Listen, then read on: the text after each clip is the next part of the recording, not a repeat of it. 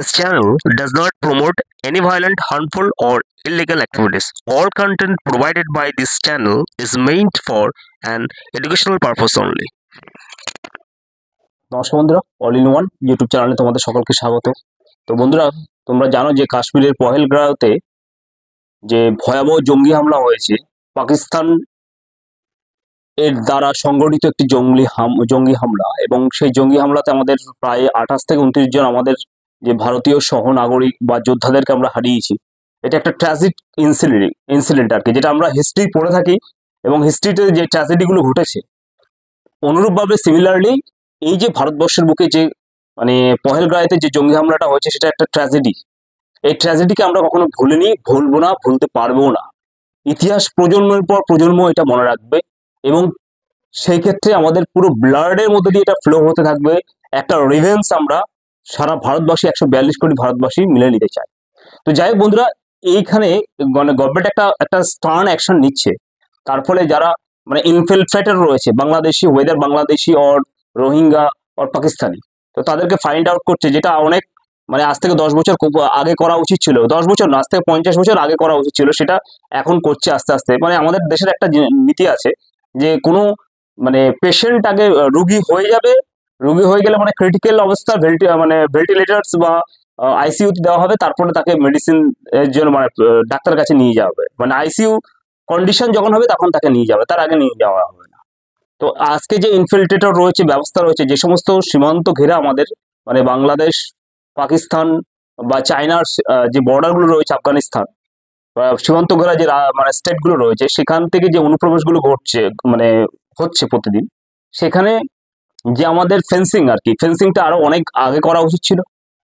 অন্য দিক থেকে বাজেটটা কমিয়ে দিয়ে আগে ফেন্সিং এবং দেশের ইন্টারনাল এক্সটার্নাল সিকিউরিটিটাকে আগে পুরো স্ট্রং করা উচিত ছিল। যাই হোক, সেটা যেটা হয়ে গেছে সেটা হয়ে গেছে। এখন তো যেটা মানে হচ্ছে, তো গুজরাটের ক্ষেত্রে আমি একটা কথা বলি। গুজরাটে অলরেডি বাংলাদেশি এবং পাকিস্তানি পুরো ভর্তি হয়ে গেছে, মানে শয়ে শয়ে হাজারো হাজারো মানে ওখানে ইনফিল্ট্রেটরস, বাংলাদেশি, পাকিস্তানি এবং রোহিঙ্গা, তাদেরকে ডিটেন করা হচ্ছে। পুলিশ তাদেরকে ডিটেন করেছে, তার আগে একটা আমার ভিডিও আছে, সেটা তোমরা দেখেছো।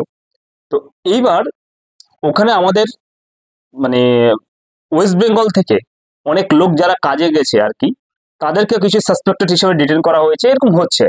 তো যাই হোক, এরকম একজন মানে কাজে গেছে, সবাই তো আর সাসপেক্টেড নয়। তো উনি একজন ভিডিও করে ছাড়ছে কাজের জন্য, উনি সেখানে গেছে আমাদের পশ্চিমবাংলা থেকেই। তো ওখানেও তাকে তার পরিবারের যে সমস্ত পুরুষ আছে তাদেরকে ডিটেন করা হয়েছে। এইবার একটা কথা আমি বলবো বন্ধুরা, সেটা হচ্ছে কি, আমাদের ওয়েস্ট বেঙ্গল থেকে বলা হতো যে এখানে বাইরে মানে পরিযায়ী শ্রমিক আর কি, মাইগ্রেন্ট লেবার যাকে ইংলিশে বলা হয়, তো তারা নাকি কাজে যায় না। মানে আমাদের পশ্চিমবাংলায় নাকি কাজ এভেলেবেল।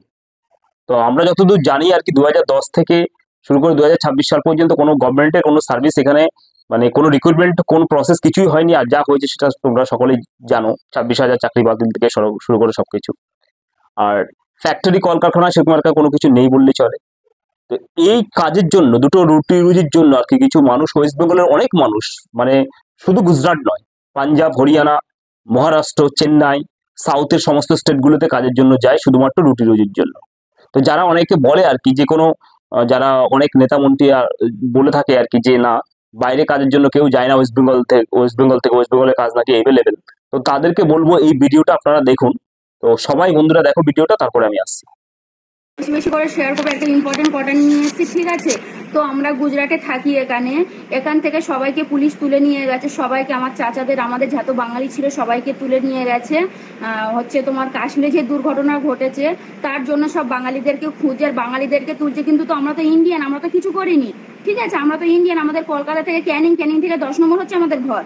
আমরা তো বাইরের দেশের লোক না, আমরা হচ্ছে ইন্ডিয়ান। তো আমার চাচাদের এখান থেকে তুলে নিয়ে গেছে, আমরা সব প্রমাণপত্র দিয়েছি, তাবু হচ্ছে ছাড়ছে না কাউকে, ঠিক আছে? অনেকজনকে তুলে নিয়ে গেছে, আমার চাচা, ভাইরা, মামাতো ভাইরা সবাইকে তুলে নিয়ে গেছে। তো আমরা সব প্রমাণপত্র দিয়েছি, লাইট বিল দিয়েছি, আধার কার্ড দিয়েছি, তোমার হচ্ছে কিনা তো বন্ধুরা তোমরা ভিডিওটা দেখলে, ছাড়ছে না।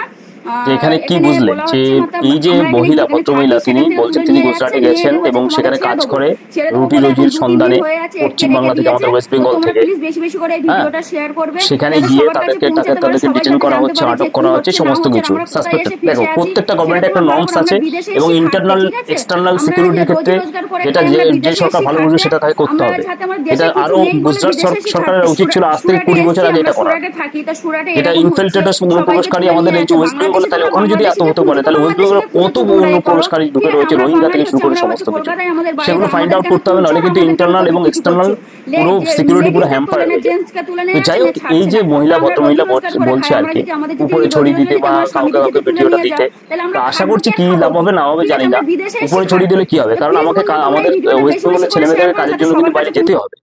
কাজ এখানে কাজ নেই।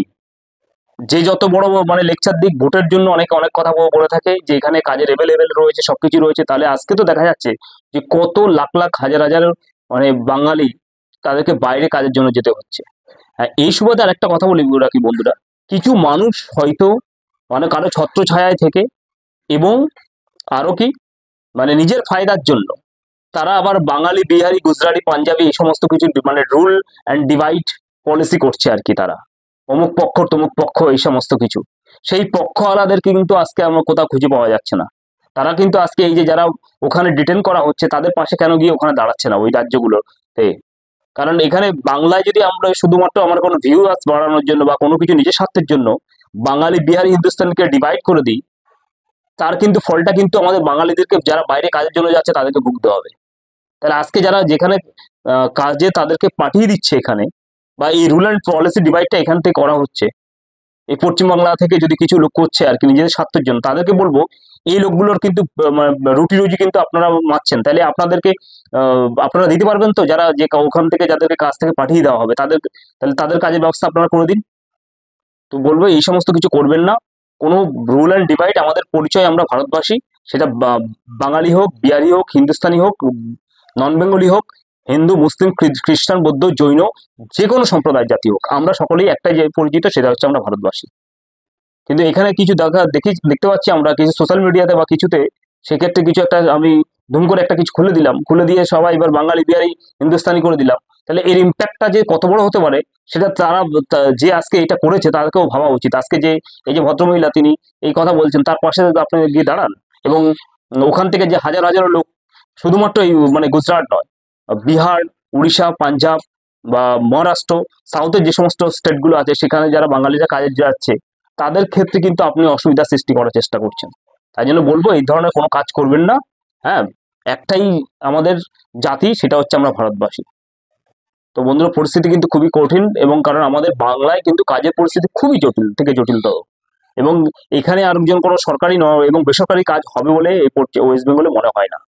এটা অস্বীকার কোনো জায়গা নেই, সবাই বেকার রয়েছে। আর যারা যদি মানে নানান কথা বলতে চাইছেন তাদেরকে বলবো যে আমরা মানে প্রায় 3 কোটি বেকার রয়েছে, তাদেরকে আমাদের কাজ দিন, আমরা আপনাদের কাছে কাজ চাইছি, তাহলে আমাদের কাজ দিন। আমরা মানে বাইরেও কাজের জন্য যাব না, প্লাস এখানে আমাদের গভর্নমেন্টের এবং নন গভর্নমেন্টের আমাদেরকে কাজ দিন, আমরা কাজের জন্য বসে রয়েছে, আমাদের কাজ দিন, আমাদের কাজ চাই। তো বন্ধুরা, ভিডিওটা আজকে একটুখানি ভালো লাগলে লাইক, শেয়ার এবং সাবস্ক্রাইব করুন। ধন্যবাদ।